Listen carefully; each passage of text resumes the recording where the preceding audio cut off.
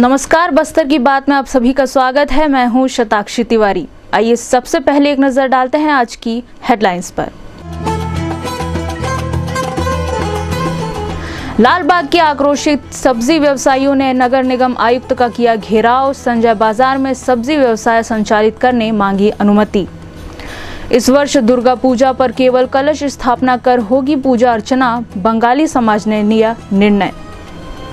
बस्तर विधानसभा क्षेत्र के लगभग 150 लोगों ने ली भाजपा की सदस्यता। और दीपावली के पहले शुरू होगा दलपत सागर का सफाई अभियान, नगर निगम प्रशासन जुटा तैयारी में। अब खबरें विस्तार से। संजय बाजार के फुटकर सब्जी व्यवसायियों ने संजय बाजार में व्यवसाय करने की अनुमति देने की मांग नगर निगम आयुक्त से करते हुए गुरुवार की सुबह उनका घेराव किया। लालबाग सब्जी बाजार स्थल पर सब्जी व्यवसायियों को बार बार जगह बदलने के निर्देश देने से आक्रोशित हो गए, जिन्हें काफी मशक्कत के बाद शांत किया गया। आइए देखते हैं एक रिपोर्ट। लॉकडाउन के समय से ही संजय बाजार के सब्जी व्यवसायी परेशान हैं। उन्हें नियमित रूप से व्यवसाय करने नहीं दिए जाने के चलते उनकी आर्थिक स्थिति भी काफ़ी कमज़ोर हो गई है। कई सब्जी व्यवसायी कर्ज में डूब गए हैं। नगर निगम प्रशासन द्वारा बार बार उन्हें जगह बदलकर व्यवसाय करने का निर्देश दिए जाने से उनमें आक्रोश भी बढ़ रहा है। गुरुवार की सुबह आयुक्त के समक्ष उनका आक्रोश देखने को मिला, जब लालबाग में सब्जी व्यवसाय करने वाले व्यवसायी नगर निगम आयुक्त का घेराव कर संजय बाजार में ही सब्जी व्यवसाय संचालित करने की अनुमति मांगी। इस दौरान सब्जी व्यवसायियों ने जमकर अपना आक्रोश आयुक्त के समक्ष व्यक्त किया। नगर निगम आयुक्त प्रेम कुमार पटेल सब्जी व्यवसायियों को यह समझाने का प्रयास कर रहे थे कि जिला प्रशासन एवं नगर प्रशासन द्वारा शहर को कोरोना संक्रमण से बचाने के लिए यह निर्णय लिया गया है, लेकिन सब्जी व्यवसायी समझने को तैयार नहीं थे। इस दौरान कुछ सब्जी व्यवसायियों ने अपनी समस्या बताते हुए कहा, वो संजय मार्केट को आज तो इतना जमा है। आज भगवान की कृपा से जो भी बैठे हो, जो व्यापारी गांव से आते हैं, इतने अच्छे कमार जो भी रोजी रोटी निकाल के खा रहे थे, आज इनको ऐसा लात मार के निगम ने उसको ऐसे भगाए सर। व्यापारी पूरा मतलब घर के पूंजी तक का पूरा खुआ चुके हैं सर। यहाँ पे बताइए तो व्यापारी कहाँ से रहेंगे? मतलब भीख मांगना पड़ेगा सर हमको, जैसा सिस्टम करे निगम। 4 महीना बाहर बैठा दिए सर। 4 महीना बाहर बैठाने के बाद फिर अंदर भेजा गया सर। अंदर भेजने के बाद पानी हो बरसात हो जैसे ही बैठे, आज निगम आते हैं, आज यहाँ मत बैठो बोल के सब्जी फेंक दे रहे हैं उठा के व्यापारी का। सब्जी ऐसा फेंक दे रहे हैं सर, सब्जी को कोई इज्जत ही नहीं है। आज वहाँ बैठ रहे हैं सर सब्जी। आज देखिए सर 1 घंटा बैठते हो, तुम निकल आओ 1 घंटा बैठो मार्केट में, उनको पता चलेगा धूप क्या चीज होता है। धूप में शाम में कैसे लगता है हम जानते सर। यहाँ सब्जी इतना सूख जा रहा है, कितना लॉस में चल रहे हैं हम बता सकते। हमारा आत्मा रो रहा है सर, वो नहीं जानते हैं। वहाँ पे हमारे साथ बैठो 1 घंटा, तब इनको पता चलेगा। हम फिर जो बोलेंगे हम साइन करने के तैयार हैं। क्या बोलेंगे? क्या चाह रहे हो? हम चाह रहे हैं सर, जहाँ पे हम बैठते थे संजय मार्केट में हमारे जमेशुमा दुकान को, हमको बस वही वापस कर दिया। मैं आपसे निवेदन है बस, और बस वही चाहते हम। व्यापारी भी वही चाहते, पूछ लीजिए और व्यापारी से संजय मार्केट ही जाना चाहते हैं। कोई खुश नहीं है सर बैठ के वहाँ पे, सब हाथ का पूंजी जा रहे हैं सर जहाँ जहाँ बैठा रहे हैं। क्योंकि हमारा घर बेरोजगार कर दिया गया हम लोग को। आज से 6 माह से हम लोग फुटपाथ में आ चुके हैं। जो हमारा संजय मार्केट दुकान था व्यवस्थित, वो हमको वापस नहीं मिल रहा है। और उसके बावजूद भी नगर निगम के व्यापारी कर्मचारी आके हमारे सब्जी को वितरण फेंक देते हैं, या फिर हम लोगों को यहाँ से वहाँ नचा रहे हैं। वो मदारी के टाइप का हमको नचा रहे हैं, बंदर के माफिक नाच रहे हैं। हमसे आप लोगों से ये नहीं हो रहा है कि हमारा मार्केट हमको वापस दिला दीजिए, बस आप लोगों से इतना। आप लोग की इधर से उधर जो अठार है, कितना नुकसान हो रहा है? पर रोज का 1000 से 1500 रुपए का हम लोग लॉस उठा रहे हैं। हम लोग को कितने लॉस में जा रहे हैं, कितना लॉस में उसको नहीं मालूम। वो तो कर्मचारी है भैया, उसको वेतन मिल रहा है, वो अपना परवरिश कर ले रहा है। हम यहाँ पे डेली बिजनेस वाले हैं, हम लोग डेली के लिए कमा रहे हैं। हम लोग का पेट में हाय लग रहा है। हमारे पेट में अन्न जा रहा है नहीं जा रहा वो हम जान रहे हैं। उनको क्या डेली खाने वाले व्यक्ति सर। हम गोल बाजार से हटाकर लालबाग क्षेत्र में सब्जी व्यवसाय करने का निर्देश दिए जाने के बाद भी आए दिन जगह बदलने का निर्देश दिया जाता है।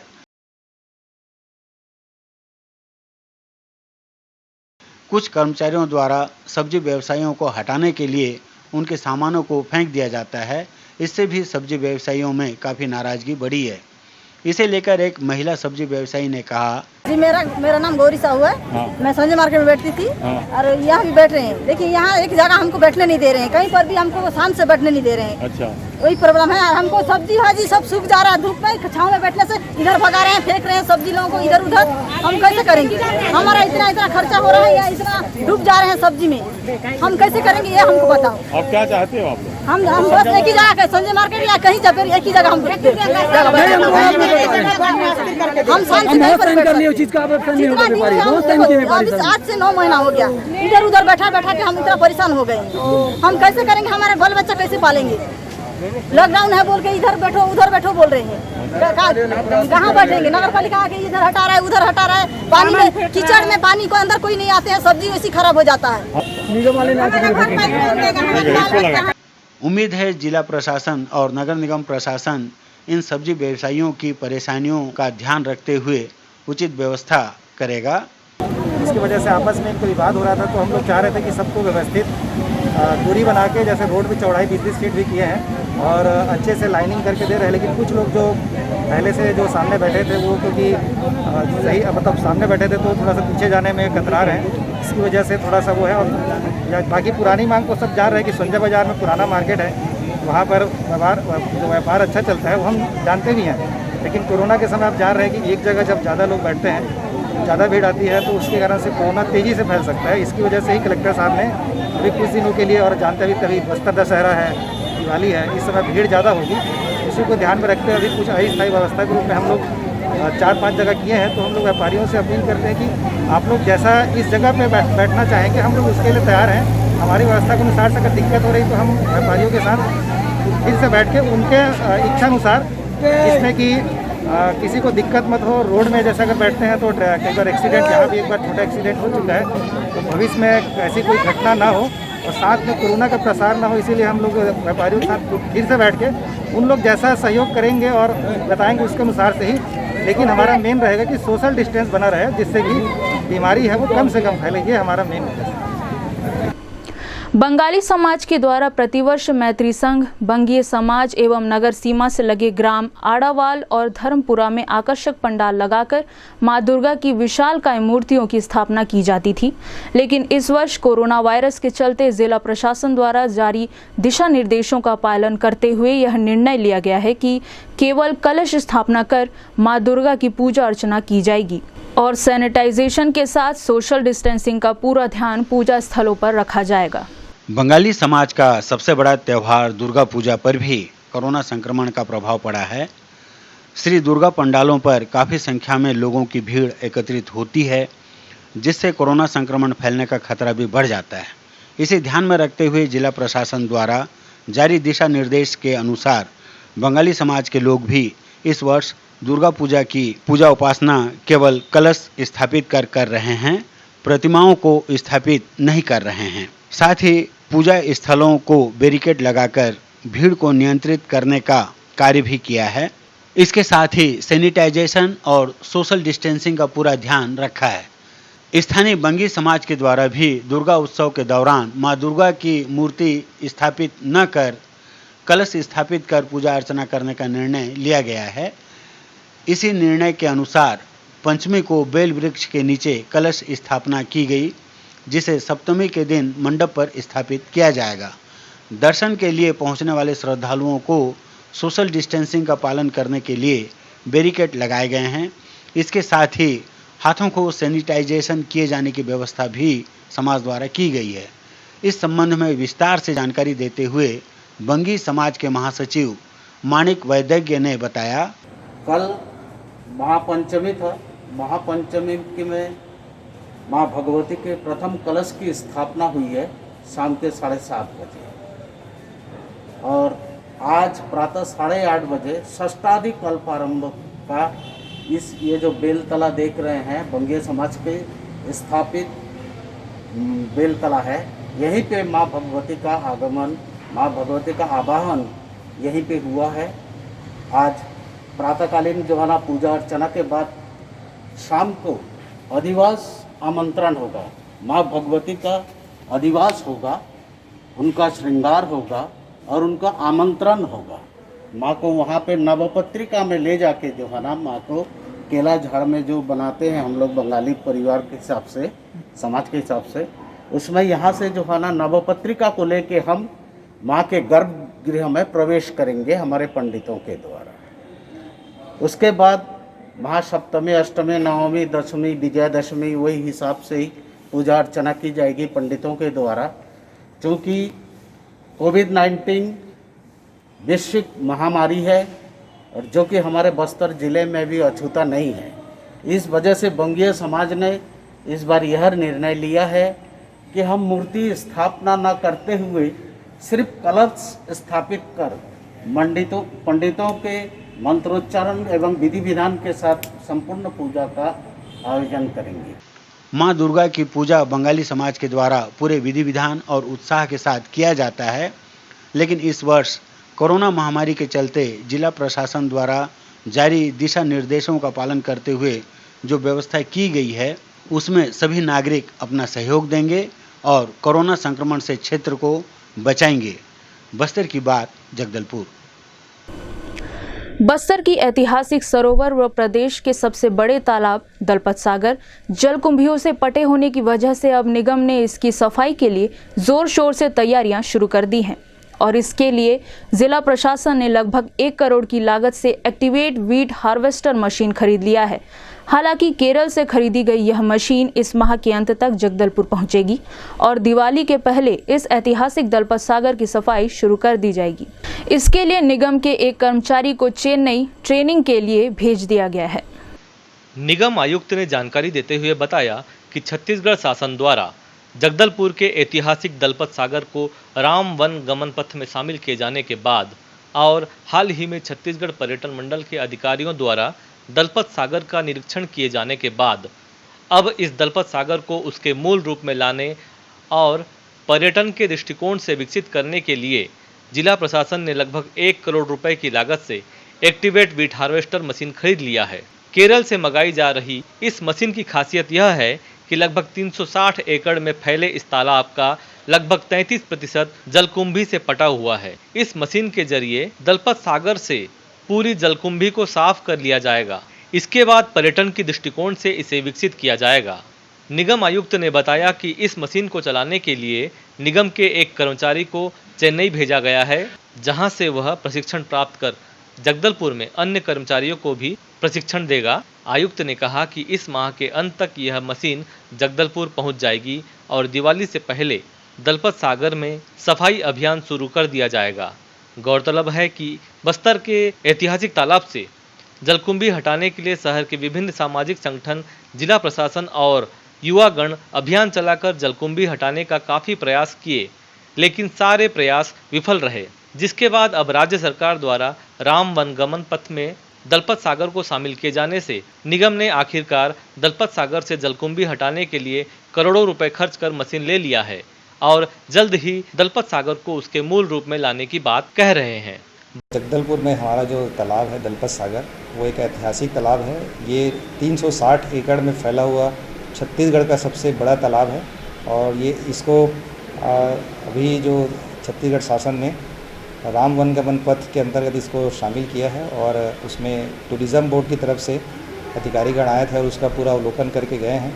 ऑलरेडी जो वहाँ पर जलकुंभियाँ हैं लगभग 33% क्षेत्र को कवर कर रखी हैं, जिससे कि नौकायान और जो फिशिंग जो करना है या और अन्य गतिविधि वाटर के अंदर करते हैं उसमें दिक्कत होती है। साथ में जो उसका जो पूरा जो लुक है जो दिखता है तालाब बहुत सुंदर नहीं लगता, उसको ध्यान में रखते हुए पिछले कलेक्टर साहब के समय से ही एक मशीन जो क्रय करने के लिए जो प्रक्रिया चालू हुई थी वो मशीन केरल में तैयार हो गई है और जिसको हम एक्वेटिक वीड हार्वेस्टर बोलते हैं, जिसको हमारे जो ड्राइवर को हम भेजकर उसमें उनका प्रशिक्षण करा रहे हैं और वो जैसे ही उस पर ट्रेनिंग ले लेंगे उसके बाद मशीन इसी महीने के अंत तक हो सकता है संभवतः आ जाएगी और दिवाली से पहले ही हम जो तालाब की सफाई का शुभारंभ भी कर सकते हैं। वक्त हो चला है छोटे से ब्रेक का। ब्रेक के बाद मिलते हैं और खबरों के साथ।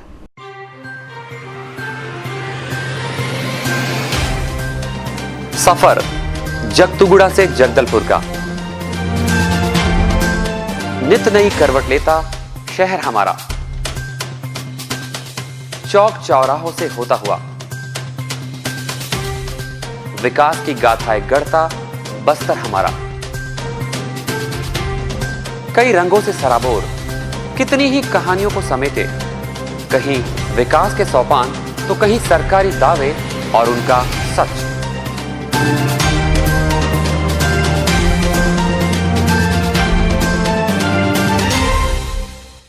आतंक से दहलते जंगल, जमीन और जीवन, साहस और धैर्य से करवट लेती जिंदगी, राजनीति की चौसर के जाने अनजाने दांव, व्यवस्था की खूबी, कमी और खामी, खूबसूरत नजारे। अब होगी हर बात हमारे साथ, बस्तर की बात।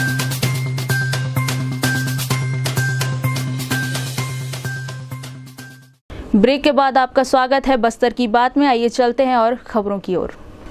भारतीय जनता पार्टी जिला कार्यालय में गुरुवार को बस्तर विधानसभा क्षेत्र के लगभग 150 लोगों ने महेश कश्यप के नेतृत्व में भारतीय जनता पार्टी की सदस्यता ग्रहण की। इस अवसर पर भाजपा जिला कार्यालय के प्रदेश महामंत्री किरण देव, प्रदेश प्रवक्ता केदार कश्यप के साथ अन्य पदाधिकारी व जनप्रतिनिधिगण उपस्थित थे। आइए हम दिखाते हैं आपको भाजपा जिला कार्यालय का नजारा। बस्तर विधानसभा क्षेत्र के 150 लोगों द्वारा भारतीय जनता पार्टी की सदस्यता ग्रहण किए जाने से भारतीय जनता पार्टी के नेताओं में हर्ष व्याप्त है। इसका स्वागत करते हुए प्रदेश महामंत्री किरण देव ने कहा, करीब 150 से भी ज़्यादा, और हमारे जैसा कार्यकर्ता तो इसको 5 से मल्टीप्लाई करता है। इसलिए मेरा मानना है कि एक हमारे कार्यकर्ता जो आज जुड़े हैं उनके साथ उनके परिवार के साथियों को अगर मिला लिया जाए तो आज 750 के हमारे परिवार में नए सदस्य जुड़े हैं महेश कश्यप जी के नेतृत्व में। और स्वाभाविक रूप से भारतीय जनता पार्टी की शक्ति में बढ़ोतरी हुई है। बड़े ऊर्जावान, निष्ठावान और अपने क्षेत्र में अपनी पहचान बनाने वाले, पहचान रखने वाले ऐसे कार्यकर्ताओं का आज प्रवेश हुआ है। मैं महेश जी को और उन सभी साथियों को बहुत बहुत बधाई, धन्यवाद भी देता हूं, उन सभी का अभिनंदन भी करता हूं। हमारे इसी तरह प्रदेश प्रवक्ता एवं पूर्व मंत्री केदार कश्यप ने अपने विचार व्यक्त करते हुए बताया, अत्यंत हर्ष का विषय है कि आज भारतीय जनता पार्टी में जिस तरीके से बहुत सारे कार्यकर्ता और बहुत सारे ऐसे जनप्रतिनिधि जो पंचायत स्तर पे हैं वो भारतीय जनता पार्टी का दामन थाम रहे हैं। निश्चित तौर पे प्रदेश में दमनकारी सरकार है और जिस तरीके से पूरे प्रदेश में एक गिरोह माफिया के रूप में राज्य सरकार काम कर रही है। कांग्रेस की पार्टी, चाहे वो रेत माफिया के मामले में, रेत खनन का मामला हो, चाहे शराब माफिया हो, चाहे वो खनिज के मामला हो, हर क्षेत्र में एक अलग तरीके से अपने मापदंड को स्थापित किया और उससे सबसे त्रस्त होकर के लोग आज भारतीय जनता पार्टी में प्रवेश किए हैं। भारतीय जनता पार्टी जिलाध्यक्ष रूप सिंह मंडावी ने इसे भारतीय जनता पार्टी के प्रति लोगों का विश्वास बताते हुए कहा, भारतीय जनता पार्टी की रीति, नीति, सिद्धांत और हमारे मोदी जी के कार्यों से प्रभावित होकर आज कम से कम 150 लोगों ने महेश कश्यप जी के नेतृत्व में भारतीय जनता पार्टी की सदस्यता ली है। ये सभी लोग भी अपने क्षेत्र, अपने समाज और अपने परिवार का सर्वांगीण विकास करना चाहते हैं और भारतीय जनता पार्टी संकल्पित है कि सर्वांगीण विकास हमको अपने देश में करना है और भारत को एक विश्व गुरु की पहचान दिलानी है। इसके लिए जन कल्याणकारी योजना हमारे भारतीय जनता पार्टी की सरकारें जिन राज्यों में वहाँ पे भी चलाती है और देश में आज हमारे मोदी जी की सरकार है वो भी जन कल्याणकारी योजनाओं के लिए निरंतर प्रयासरत रहते हैं, जिससे प्रभावित होकर बहुत सारे लोग आज भारतीय जनता पार्टी में जुड़ रहे हैं। इसी तरह प्रदेश कार्यकारिणी के सदस्य एवं बस्तर राज परिवार के कमल चंद्र भंजदेव ने भारतीय जनता पार्टी के प्रति लोगों के बढ़ते विश्वास का परिणाम बताते हुए कहा, जी आज बहुत ही हर्ष का विषय हमारे भारतीय जनता पार्टी के परिवार के लिए कि करीब 150 के ऊपर सदस्यता ग्रहण कर रहे हैं, जिसमें कि मुख्य तौर से हमारे महेश कश्यप जी जो कि इसका आह्वान कर रहे हैं और अगुवाई कर रहे हैं, और साथ साथ हमारे भारतीय जनता पार्टी के साथ साथ जो पुराने कार्यकर्ता हैं जिसमें कि कुछ सरपंच भी इसमें उपस्थित हैं, कुछ जनप्रतिनिधि भी हैं और पुराने लोग हैं जो कि इसी क्षेत्र से हैं। तो बहुत ही हर्ष का विषय है कि जो तत्कालीन जो गवर्नमेंट है, इसको देखते हुए उनको लगता है कि बहुत सारी ऐसी मांगे हैं जो कि उन्होंने कहा था, अपने घोषणा पत्र में दी थी, जिसमें कि अब युवाओं का बेरोजगारी ले लीजिए या किसानों को उनको जो लोन था उसको माफ़ करने की, ऐसी बहुत सारी चीज़ें हैं जिसे देखते हुए नहीं लगा कि ये सरकार कभी भी हमारा साथ नहीं देगी। इसके लिए इन्होंने सोचा कि हम भारतीय जनता पार्टी का सदस्यता ग्रहण करेंगे और हमारी मांगों को बुलंद कर पाएंगे, ताकि इस तरीके की सरकार की जो नीतियाँ हैं और जो उन्होंने कहा था और जो आज नहीं कर पा रहे हैं, इसलिए ये पूरे कार्यकर्ताओं ने संकल्पित होकर के इतने बड़े मात्रा में लोगों ने भारतीय जनता पार्टी की सदस्यता ली और हम उनको अपने परिवार में स्वागत करते हैं। लगभग 150 से अधिक लोगों ने जिनके नेतृत्व में भारतीय जनता पार्टी की सदस्यता ग्रहण की, महेश कश्यप ने कहा, हमारे जो जितने भी कार्यकर्ता है, उस सरपंच है, जनपद सदस्य है, गांव के पुजारी पटेल, इस प्रकार से जो सामाजिक कार्यकर्ता का सामाजिक कार्यकर्ता है, और जैसे कि भारतीय जनता पार्टी का विचारधारा को देखते हुए पिछले 15 साल का कार्यकाल हो, चाहे केंद्र में मोदी जी के नेतृत्व में केंद्र सरकार का कार्य योजना, ये सारी चीज़ों से प्रभावित होकर बस्तर के हित में हम सब लोग भारतीय जनता पार्टी का सदस्य, मेरे नेतृत्व में लगभग 150 से ऊपर कार्यकर्ता आज सदस्यता ग्रहण किया है। इन लोगों के भारतीय जनता पार्टी में प्रवेश लेने का कितना लाभ पार्टी को मिलेगा, यह तो आने वाला समय ही बताएगा। बस्तर की बात, जगदलपुर। बस्तर प्राकृतिक सौंदर्य से परिपूर्ण होने के साथ साथ अपने वन संपदाओं के लिए भी पूरे देश में जाना जाता है और बस्तर के 70% से अधिक ग्रामीण इन वन संपदा पर ही आश्रित रहते हैं और उनके आय का मुख्य जरिया भी वन संपदा ही है। बस्तर के वन संपदा में काजू सबसे महत्वपूर्ण फलदार वृक्षों में से एक है। बस्तर के काजू ठोस और अत्यधिक स्वादिष्ट होने की वजह से इसकी डिमांड पूरे देश में है और बस्तर की आबो हवा काजू की खेती के लिए अनुकूल होने की वजह से बड़ी संख्या में शासकीय विभागों द्वारा काजू का प्लान किया जाता है और इन प्लांटेशन से होने वाले काजू उत्पादन से बस्तर के ग्रामीणों को भी अच्छी आय होती है और यही वजह रहती है कि बस्तर के ग्रामीण अंचलों में सागौन और साल के बाद काजू प्लांटेशन अत्यधिक संख्या में की जाती है और खासकर बस्तर जिले के बकावंड और बस्तर ब्लॉक काजू प्लांटेशन क्षेत्र के लिए ही जाना जाता है। बस्तर में वन विभाग, उद्यानिकी विभाग के साथ अब मनरेगा योजना के तहत भी जिले के बंजर भूमि में काजू का प्लांटेशन किया जा रहा है। जगदलपुर शहर से लगे दशापाल ग्राम पंचायत में 15 साल पहले मनरेगा के तहत 3 एकड़ की भूमि में काजू का प्लांटेशन किया गया और 5 साल में काजू के पौधे पेड़ बनकर तैयार हो गए हैं और काजू के फल भी होने लगे हैं। गांव के सरपंच रघुनाथ कश्यप ने बताया कि उनके पंचायत में 2 जगह मनरेगा के तहत काजू का प्लांटेशन किया गया है और दोनों ही जगहों से सालाना 20,000 से अधिक रुपए की आय हो रही है और इस पैसे को गांव के मंदिरों में पूजा पाठ और गांव के विकास के लिए लगाया जा रहा है। सरपंच का कहना है कि बस्तर में काजू प्लांटेशन के लिए वातावरण अनुकूल सही होने की वजह से अधिकतर ग्राम पंचायत में काजू के प्लांटेशन किए जाते हैं। 5 साल में पौधे पेड़ बनकर तैयार हो जाते हैं और फिर ग्रामीणों द्वारा काजू के फल को तोड़ा जाता है और तोड़े गए काजू को 80 से 90 रुपया प्रति किलो के हिसाब से बेचा जाता है। सरपंच का कहना है कि शासन प्रशासन अगर किसानों को प्रोत्साहित करें तो ज़्यादा से ज़्यादा बस्तर के किसान अपने निजी भूमि में काजू का प्लांटेशन करेंगे और उन्हें इससे अच्छी आय भी होगी और ग्रामीणों को फायदा भी मिलेगा। सरपंच ने यह भी बताया कि काजू के पौधे के लिए काफ़ी कम मात्रा में पानी का उपयोग होता है और पौधे भी 5 सालों में तैयार हो जाते हैं। हालांकि हर साल गर्मी के महीने में ही काजू के फल होते हैं और ग्रामीणों द्वारा इसे तोड़ा जाता है। साल में एक बार फलने के बावजूद ग्रामीणों को इससे अच्छी खासी आय हो जाती है। इधर जिला प्रशासन द्वारा भी बस्तर में काजू के अच्छे पैदावार के लिए ज़्यादा से ज़्यादा प्लांटेशन किया जा रहा है और इसके लिए वन विभाग के साथ साथ उद्यानिकी विभाग और मनरेगा के तहत भी प्लांटेशन किया जा रहा है। बस्तर कलेक्टर ने बताया, वन विभाग द्वारा बकावंड ब्लॉक में प्रसंस्करण केंद्र खोला गया है जहां स्थानीय महिला स्व सहायता समूह के माध्यम से काजू का प्रोसेसिंग किया जा रहा है और उसके बाद इसे बस्तर काजू के नाम से पैकेजिंग कर प्रति किलो 700 की दर से मार्केट में बेचा जा रहा है।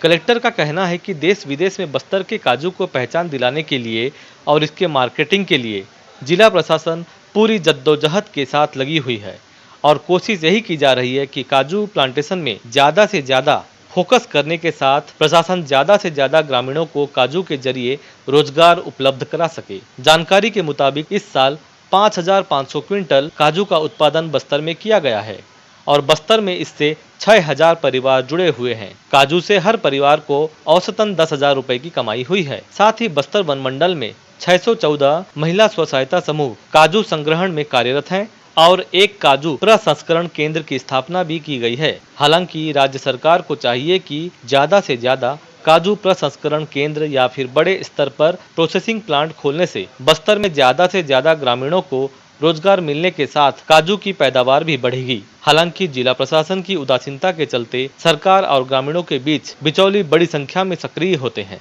इसी वजह से ग्रामीणों को थोड़ी बहुत दिक्कतों का सामना करना पड़ता है और काजू को इन बिचौलियों को कम दामों में बेचना पड़ता है। फिलहाल राज्य सरकार को भी चाहिए कि बस्तर में काजू उत्पादन के लिए यहाँ की आबो हवा अनुकूल होने की वजह से बस्तर के काजू उत्पादन के लिए ज़्यादा से ज़्यादा फोकस करें और जल्द ही बड़े स्तर पर प्रोसेसिंग प्लांट भी बनाएं ताकि बस्तर के काजू को ग्रामीणों को अच्छी आय होने के साथ ही देश विदेश में भी काजू की पहचान हो सके।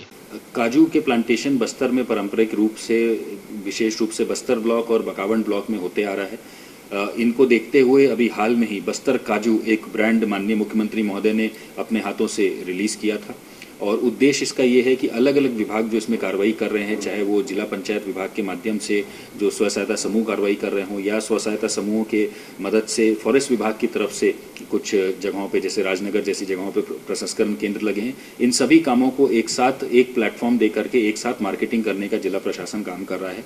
बहुत खुशी की बात है कि इस कई व्यापारी हमसे होलसेलर्स अलग अलग जिलों से पूरे राज्य के पूरे देश के अलग अलग क्षेत्रों से हमसे संपर्क कर रहे हैं और इन काजुओं को होलसेल रेट पे उठाने का भी काम अभी चल रहा है। साथ में हमारे प्रशिक्षु IFS अधिकारी को भी हमने कई जगहों पे भ्रमण के लिए भेजा जिससे कि इन काजुओं को अलग तरह से सॉल्टेड काजू या ग्रीन काजू या अलग अलग तरह से कैसे वैल्यू एडिशन करके बेचा जा सके उस पर भी काम वन विभाग के द्वारा किया जा रहा है। मुझे उम्मीद है कि ज़्यादा से ज़्यादा समूह की महिलाएं और युवा बेरोजगारों को हम इससे जोड़ करके इसमें आगे काम कर सकते हैं। साथ में काजू के प्लांटेशंस की वृद्धि के लिए भी जिला प्रशासन प्रयास कर रहा है। जैसे कि अभी इंदिरा वन मितान योजना के तहत वृक्ष के अधिकार जो देने थे उसमें काजू के पौधों के भी अधिकार हम लोग अलग अलग समूहों को और युवा बेरोजगारों के जो समूह है उनको दिए जा रहे हैं। 15 साल हो गया और इसका पेड़ पौधा है 5 साल के बाद फल धरने चालू हो गया। फल धरने में चालू हो गया और ये 7-8 हज़ार का फल फलता है इसमें और फल के ना वो रखवारी देते हैं और आधो पैसा को ना गांव में रखते हैं। गांव में रख के पूजा पाठ में उसको काम करते हैं। सर चलते चलते आइए फिर नजर डालते हैं आज की हेडलाइंस पर।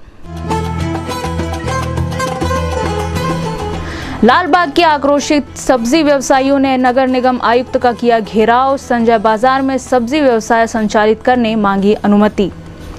इस वर्ष दुर्गा पूजा पर केवल कलश स्थापना कर होगी पूजा अर्चना, बंगाली समाज ने लिया निर्णय। बस्तर विधानसभा क्षेत्र के लगभग 150 लोगों ने ली भाजपा की सदस्यता। और दीपावली के पहले शुरू होगा दलपत सागर का सफाई अभियान, नगर निगम प्रशासन जुटा तैयारी में। बस्तर की बात में आज सिर्फ इतना ही। कल हम फिर हाजिर होंगे कुछ और खबरों के साथ। तब तक के लिए नमस्कार।